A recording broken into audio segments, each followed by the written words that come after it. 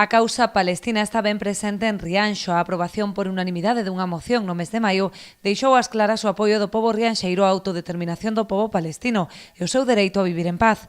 Moción que non estivo exenta de polémica e mesmo motivou a presentación dunha denuncia pola chamada a boicotear produtos israelís. E queríamos ter, como dicía antes, diante desta chamada pacífica a resolver os conflitos, queríamos ter unha actitude activa.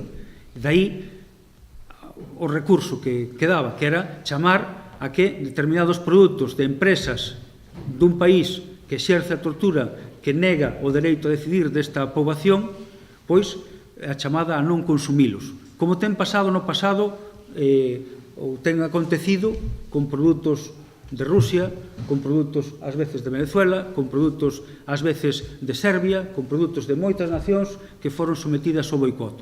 Durante a súa intervención, o embaixador expuxou a situación real que vive o pobo palestino a raíz dun conflito colonial que nada ten que ver con motivacións religiosas.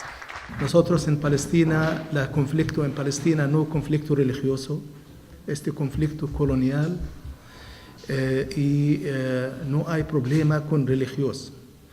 Hay respeto para judaísmo, como cristianismo, como islam. La misma, en Palestina. El pueblo palestino es pueblo cristianos, musulmanes y judíos. Nunca hay problema entre pueblo palestino, nunca. Diferente de todo el mundo. Nosotros unidos contra la ocupación. Y hay derecho para qué pueblo en el mundo bajo de ocupación para resistir la ocupación.